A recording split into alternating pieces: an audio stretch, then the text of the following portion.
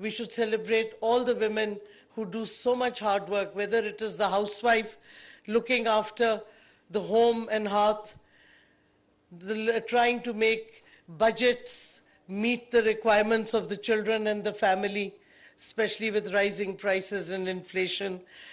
The work of the housewife, which nobody really appreciates, I think is the hardest of all. And when the housewife is also a working woman, then it becomes even more difficult a task, but women do it without complaining. So, salam to all those women. Then we have working women under difficult circumstances. Women who face prejudice, who face all sorts of hurdles in trying to achieve their potential. And it's not just in Pakistan, it's across the world. Salam to all those women too. Then, for the first time we're seeing, well, not for the first time, but what we're seeing for the first time celebrated as a collectivity is the role women play in our culture, especially music.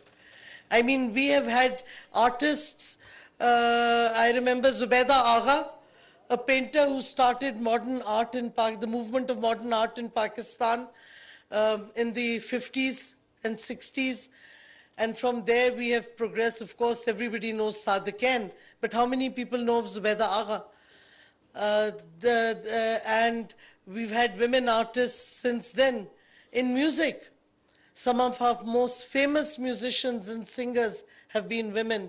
And I must give credit, and I have to say it today, Coke Studio this time in their season 14 has celebrated women projecting all types of music, from the classical, from the traditional to rap music. And they have brought forth women who normally would not have been given a platform. So I want to celebrate and I want to commend Coke Studio for their projection of women in this season. And it's an amazing, it's wonderful to see the new, especially the rap that women are doing in Pakistan. From the Baloch woman to the Julian Bajis, you see the rap women taking the forefront in rap music. So music is another field, and salam to our women musicians, our women artists. So what I'm saying is, women are everywhere, moving forward in Pakistan. We have fighter pilots who are women. We have women in the health sector and teaching. Of course, that's been a traditional place for women. And I want to mention education, because education has now become a big issue, not just in Pakistan, but internationally. Education of girls and women in schools and universities. There was a lot of hue and cry, and of course, including Pakistan, we have all raised our voices after the Americans fled in haste and the Taliban came in Afghanistan. We all want girls' education to be opened and girls and women in universities to be educated. But we forget women are discriminated against in the field of education in the Western world also. We have some countries where if a girl wears a scarf on her head, she can't go to school. If a woman wears a scarf on her head, she is denied the right to work. So let's not discriminate where we are going to implement equality and where we are not going to implement equality. Look at what's happening in India, where university students, if they're Muslim and they're wearing a scarf on their heads, are now being denied education. They're being, violence is used against them. Why do we not hear voices of that coming from those who talk about human rights? Why is there a silence on what India is doing in Kashmir, where rape has been used as a weapon of war? And I point to two incidents, Pashpora and Kunan, were two villages in Indian illegally occupied Jammu and Kashmir, where the Indian security forces came. They put the men aside and did gang rape of the women.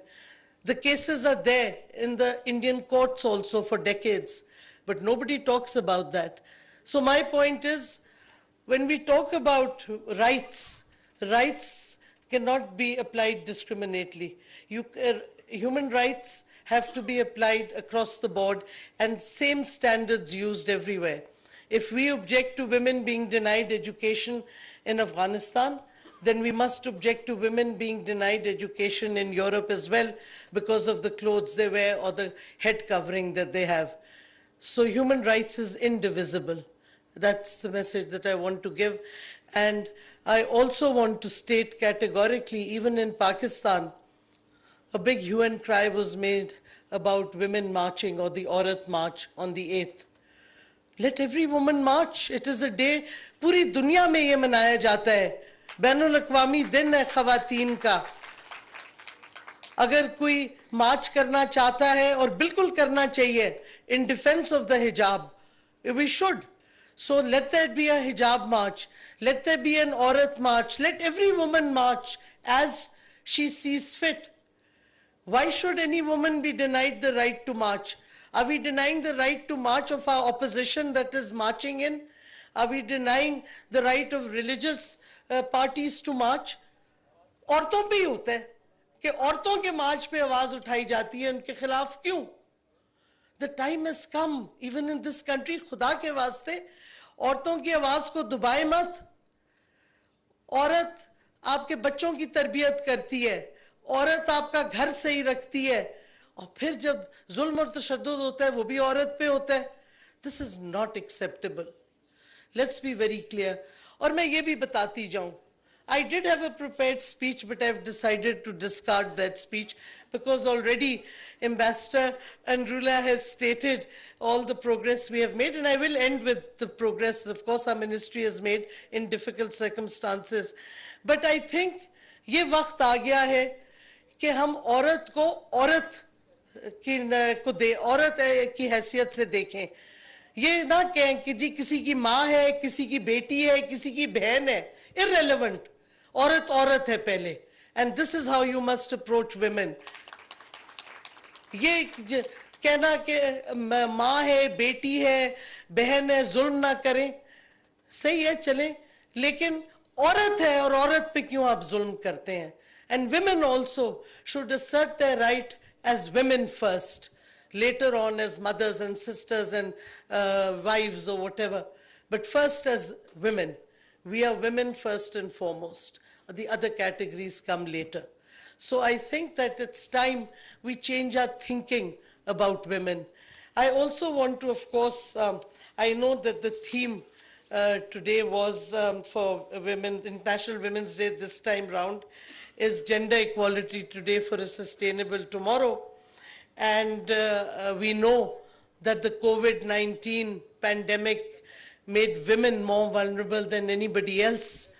And our ministry not only presented a report on how we can tackle the vulnerabilities of women, especially during the pandemic. वफाकी वजीर बराए इंसानी हकूक़ शेर मजारी आलमी यौम ख़वातीन के हवाले से सेमिनार से खिताब कर रही हैं. उन्होंने कहा कि हम उन तमाम ख़वातीन को सलाम पेश करते हैं जो अपने घर के साथ साथ अपनी ज़रूरत रोज़मर्रा की ज़िंदगी को भी आगे लेकर चल रही हैं. यहाँ एक ब्रेक, जिसके बाद हेडलाइंस के साथ हाजिर होते हैं.